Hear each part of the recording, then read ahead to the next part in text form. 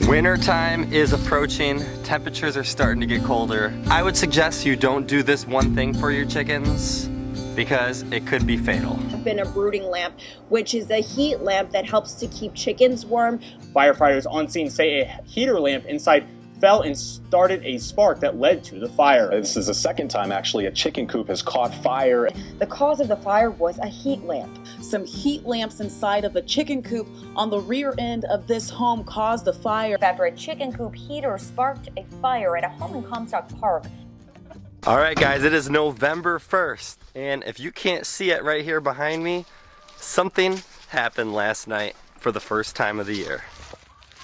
That's right, we had our very first snowfall that is actually sticking to stuff out here. And once again, it is cold. Luckily, I just got done fixing up this hoop coop for the chickens here for the winter time. I wasn't expecting to make it because there was gonna be snow this soon, but luckily for them, it's all done. And they've never experienced snow, although I don't think this amount of snow is gonna bother them too much. They should still be coming out of this coop hungry and ready to go. Let's let them out.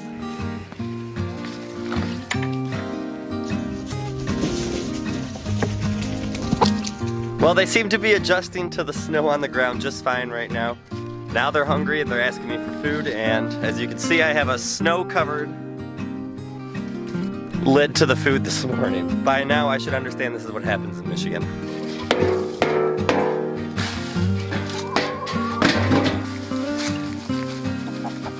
I'm also not looking forward to this season, but it is here. I really don't like dealing with the frozen chicken water. It looks like these guys are enjoying the run that I made for them with all the stuff they can jump around and play on, but they're also gonna wanna come out. They don't care that it's feeling cold. They're not like us. They're ready to get out and starting to enjoy it.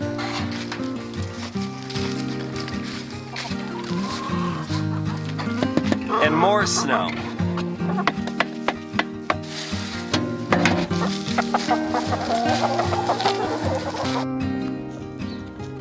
And we have more frozen water to break open.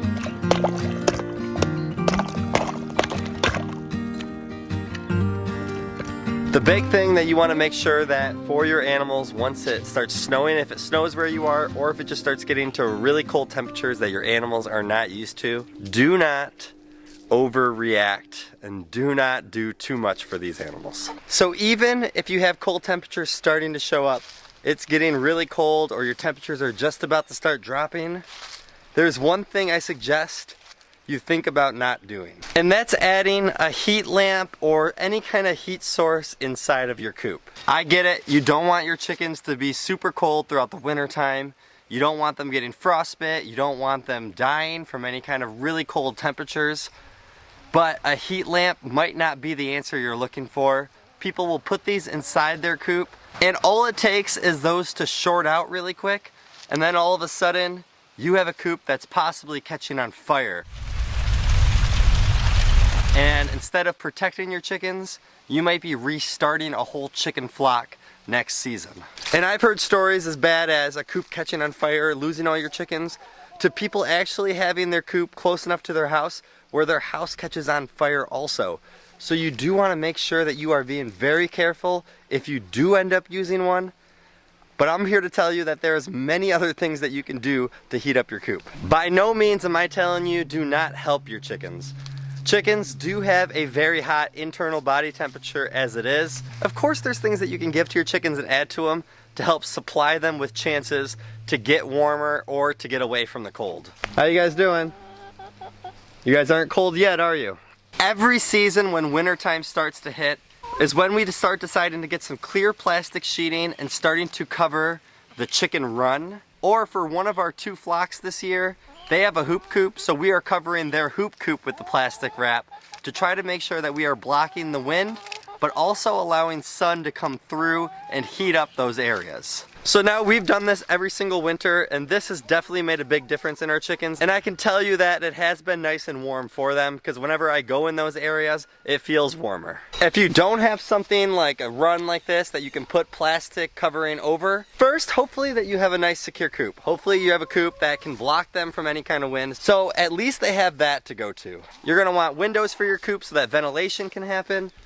And also what you're gonna wanna do for the inside of your coop is you wanna make sure they always have some new bedding in there, hopefully at least once a month, if not sooner. And I would suggest using the deep litter method. That's what we do, especially during the winter time, is that every single month we are adding more bedding on top of this, allowing that old bedding to compost underneath, letting that heat rise, and it allows that coop to stay warmer during the winter time for them. Another thing that you can do is that if you do have a run for them, let's say like this or smaller than this, whatever, bigger, if you do have plastic over it already, the other thing that you can add to it is just adding like things like straw or other kind of beddings that's gonna warm it up and allow them just to have spaces for them to just kind of get cozy and get a little warmer. You should think of the things that you're giving to your chickens more like that you're giving them the option to use them to get warmer, other than to use things that are going to warm them up. Another thing other than just the fire that could happen if you put a heat lamp inside your coop, they'll be adjusted to those nice cozy heat lamps that are keeping them nice and warm inside the coop.